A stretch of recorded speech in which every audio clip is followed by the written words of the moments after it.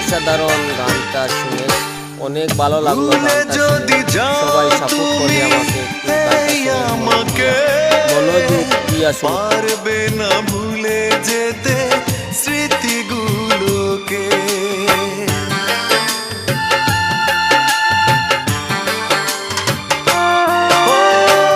ভুলে যদি যাও তুমি এই আমাকে, পারবে না ভুলে যেতে স্মৃতিগুলোকে।